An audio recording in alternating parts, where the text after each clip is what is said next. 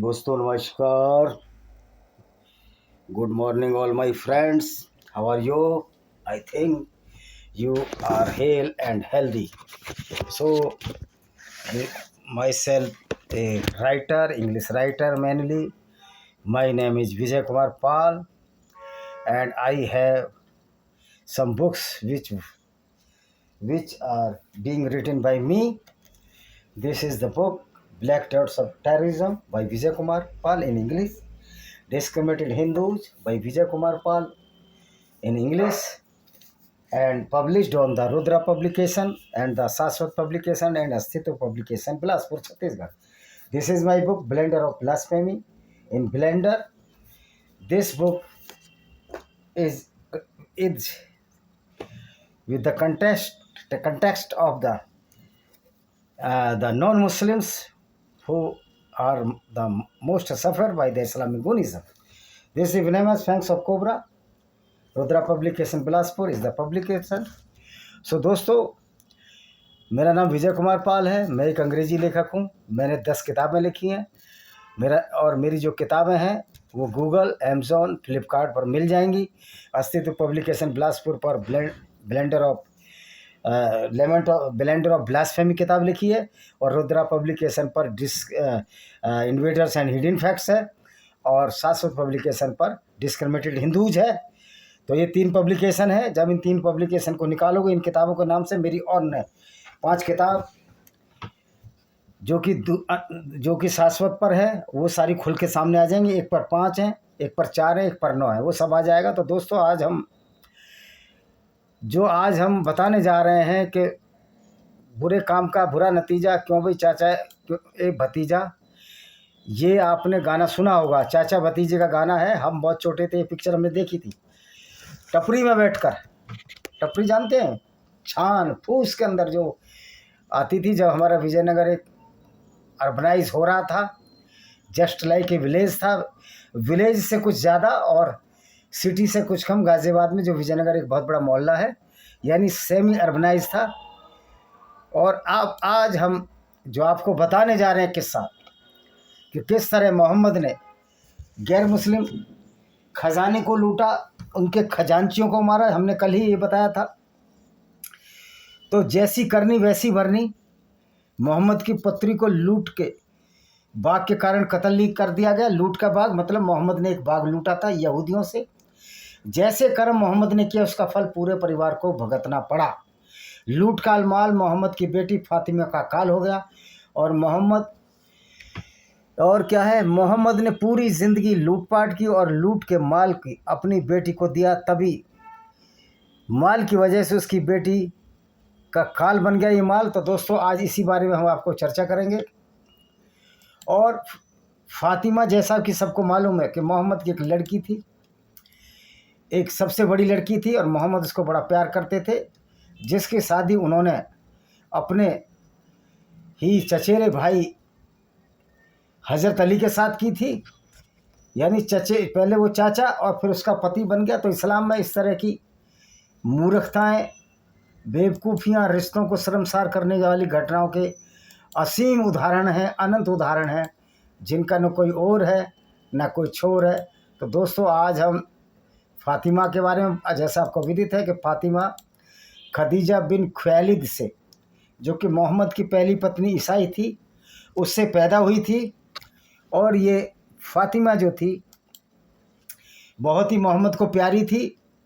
और इस मोहम्मद की इस बेटी फातिमा का हाथ जब अबू बकर अल बगदादी ने अबू बकर सिद्दीकी, जो कि इनका पहला खलीफा था, उसने मांगा, तो मोहम्मद ने ये कहने से इनकार कर दिया था कि फातिमा अभी बहुत छोटी है, मैं उसका हाथ अबू बकर को नहीं दे सकता.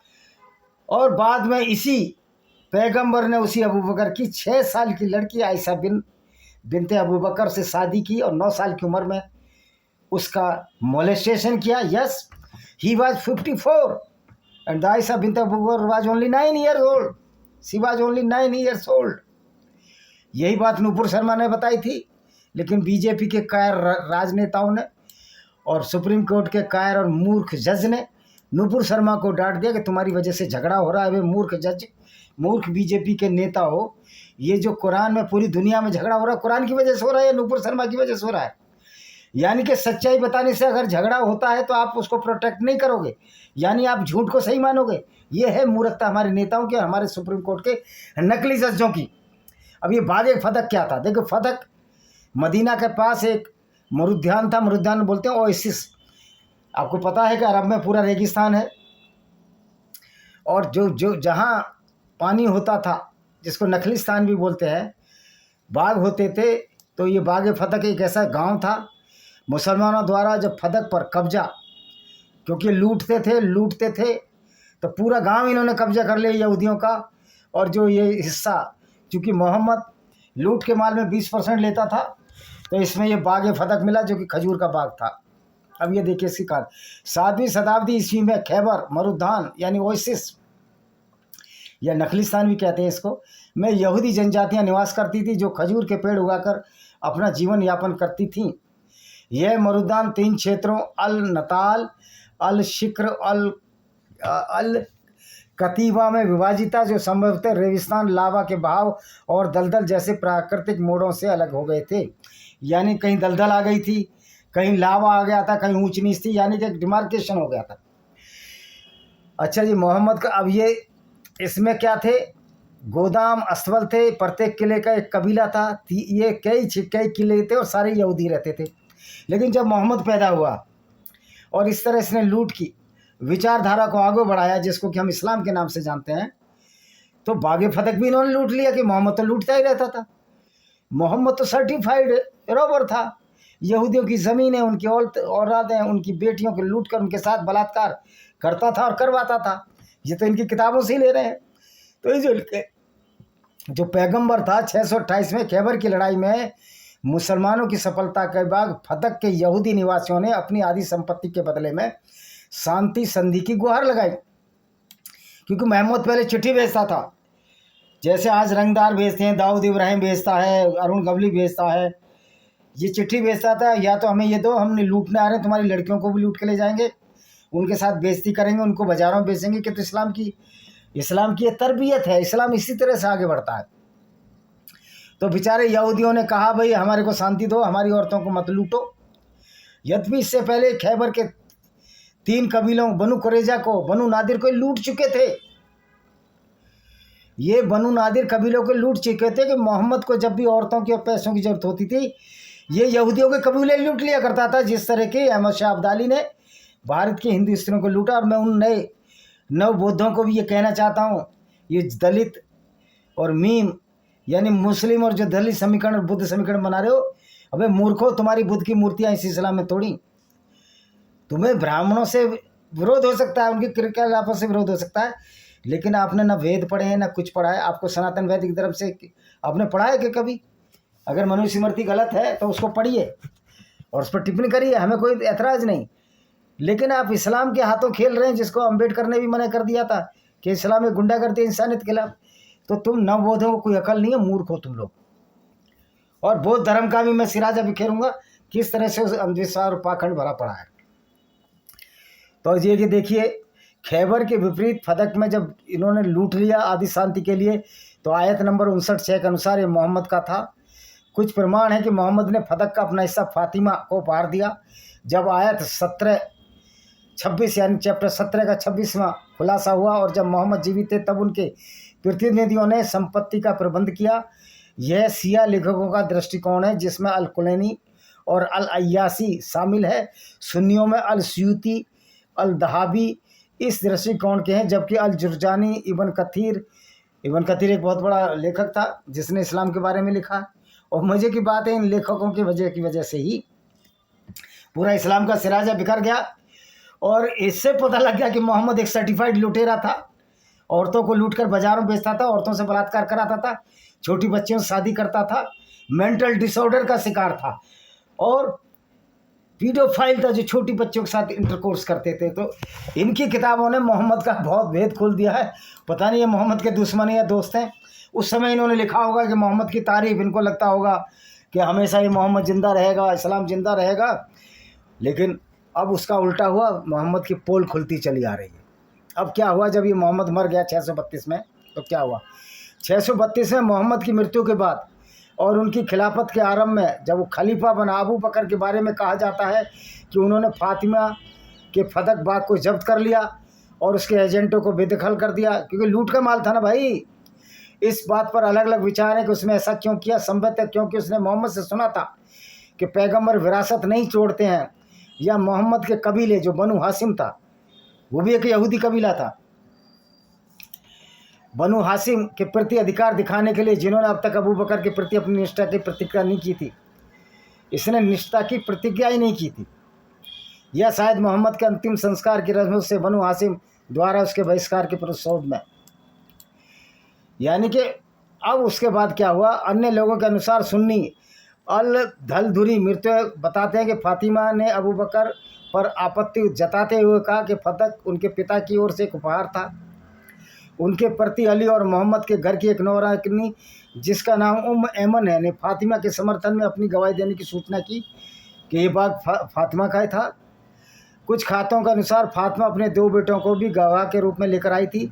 हालांकि अबू बकर ने फातिमा के स्वामित्व को स्थापित करने के लिए उसकी गवाही को पर्याप्त नहीं माना।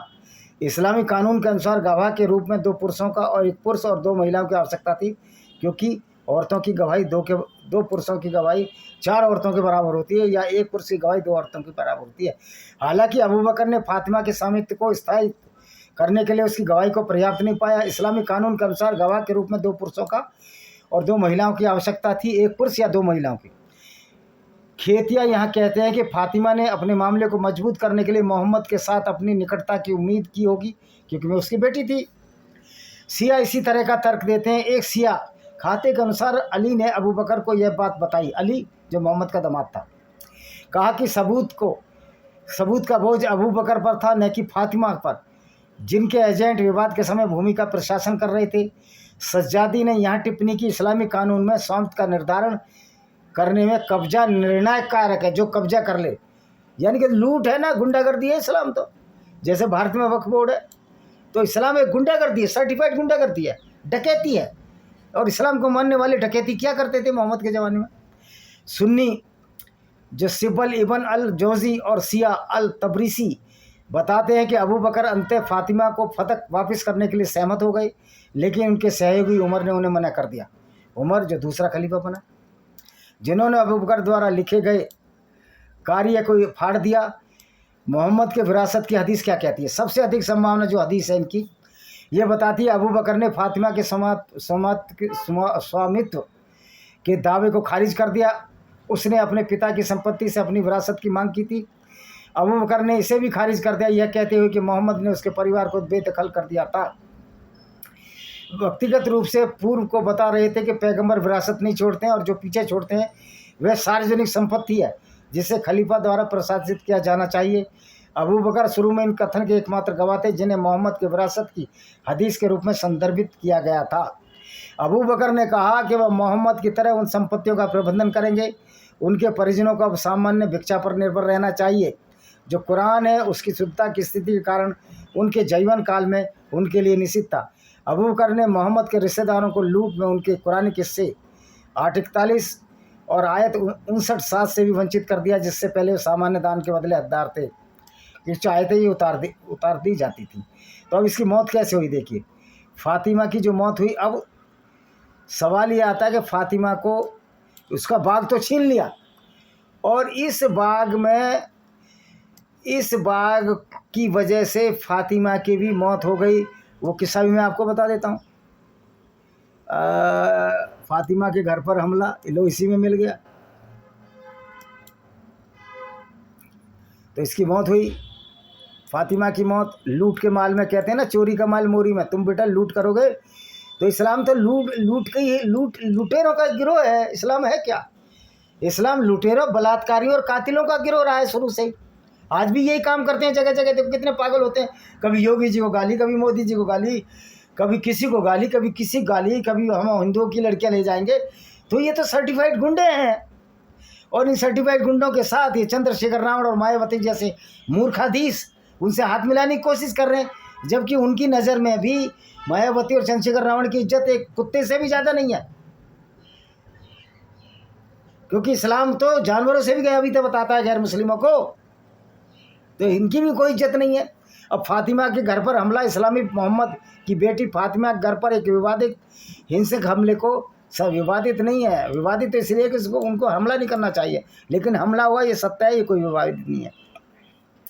कहा जाता है कि हमला 11/632 में मोहम्मद की मृत्यु के तुरंत बाद हुआ और उनके उत्तराधिकारी अबू बकर द्वारा उकसाया गया था, जो कि मोहम्मद का साथी था, मोहम्मद का ससुर भी था, अबू बकर की लड़की थी आयशा।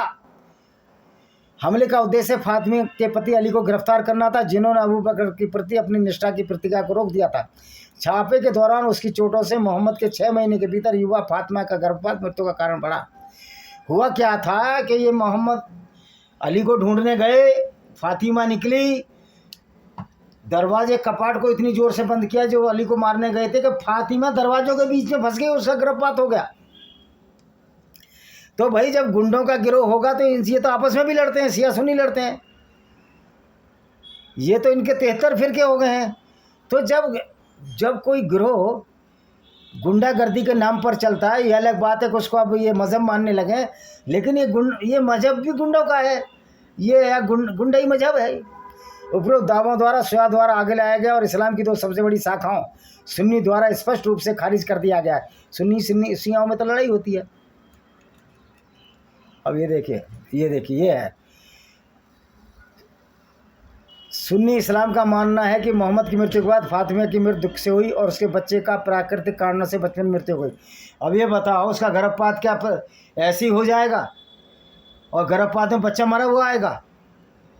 अगर वो दुख भी मना रही थी, गर्भपात हो गया, चलो उसकी वजह से, ज़्यादा सोचने की वजह से, लेकिन बच्चा तो जिंदा होगा, उसके दिमाग पर असर होगा। हुआ ये दरवाजे के बीच में दबा दिया मुसलमानों और फातिमा की मौत हो गई, उसका गर्भपात वहीं हो गया दरवाजे पे, और वहीं इतनी जोर से दबाया। अच्छा, उसकी वसीयत जो लिखी थी अबू बकर को फातिमा के निजी अंतिम संस्कार से बाहर रखा गया। फातिमा की तुलना ईसा की माँ मरियम से की गई, विशेष रूप से शिया इस्लाम में।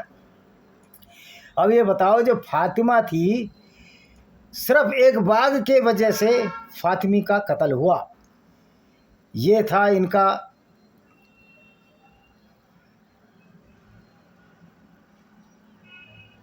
जाओ क्या है सफीका।